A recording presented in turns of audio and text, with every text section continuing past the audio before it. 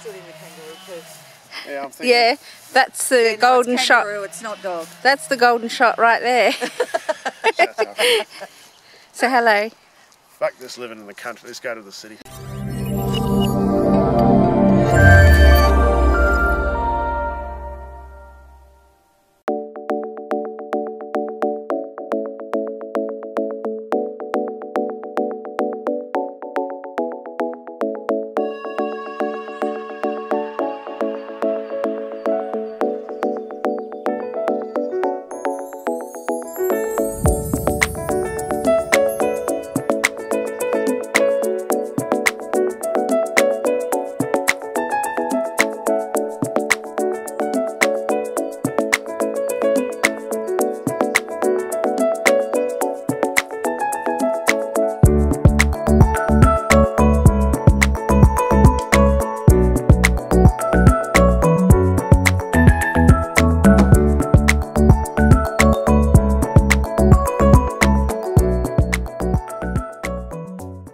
Hi guys, Darren here from Tiny Houses Australia with another one of our trailer clients at an undisclosed location somewhere in Victoria.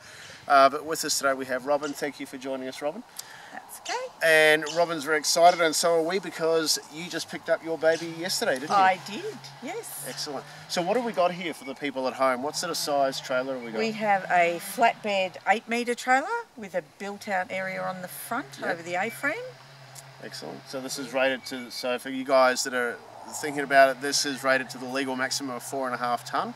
The trailer itself, as we were discussing, is probably going to be around about 950 maybe. So you've got about 3.5 tonne left to build the house. Yep. Are you worried? No. No? Good stuff. Excellent. So obviously a flatbed trailer. Yes. As some of you may know, the benefits of the flatbed is no wheel arches to deal with. The downside is it does sit a little bit higher off the ground.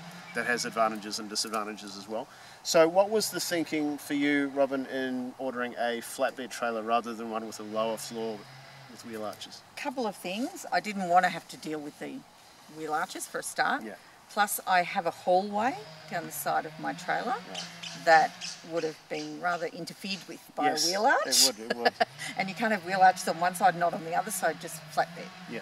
No. And besides, it's for me, and so it only has to be tall enough for me to walk in. And you were saying that you're not going to be you are going to have a loft, but that's more for storage and storage and spare bed. Yeah. So you're going to have a downstairs bedroom? Yeah, I am going to have a downstairs bedroom. Excellent. Yes. And if people want to follow your build, you have a Facebook page? I do have a Facebook page, My Little Kokomo, and I also have an Instagram, same name.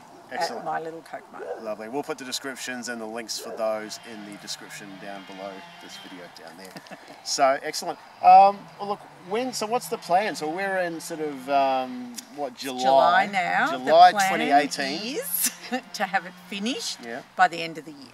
Excellent. When are we looking at sort of getting into the build? Sort of the next couple of weeks? You just got a few. Hopefully the next couple of weeks, once I organise my windows so that I can plan the frame. The design you've got, is this totally out of the box yours, or is it kind of loosely based on any particular? It's got some bits and pieces. It's quite interesting actually. I never realised one of the first things that I fell in love with was a little seating nook. Yeah.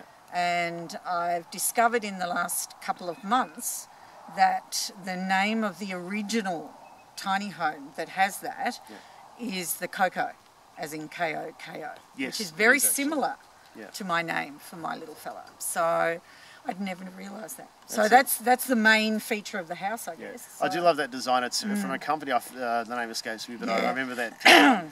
No, it's not Handcrafted Movement. They do all the woodwork. Yeah, there's another one in the States, but it's a beautiful idea. Yeah, it is gorgeous. Yeah. And that's what I think people most generally do.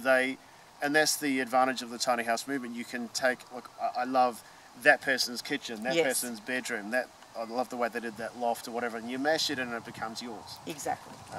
Because the one thing I did want to ask actually is, what was the one sort of overriding thing that made you decide, I'm going to go build a tiny house? Was it a conglomeration of a whole lot of things, or? Well, I had originally thought that I would probably retire to a caravan, an on-site van.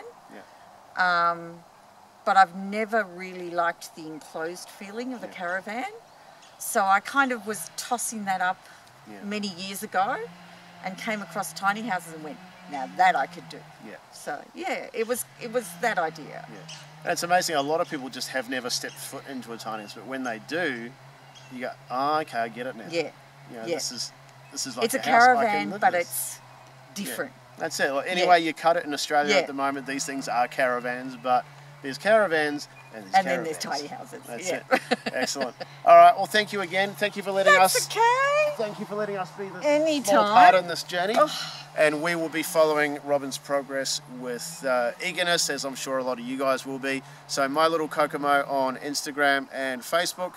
And to stay in touch, we'll be sharing a lot of her progress on the Tiny Houses Australia community page and group, etc. as well. Yes. And hopefully we'll have Robyn with her finished house as part of our DIY village at the festival in March next year. If you are not aware of the festival, check out tinyhousefestivalaustralia.com for all the details, or the Tiny Houses Australia Facebook page as well. So that's it from me. If you want to subscribe, we encourage you to do so you don't miss out on any of these really professional videos that we put out. And you'll be hearing more from us in the coming weeks as well. All right, cheers guys, we'll see you soon. Bye.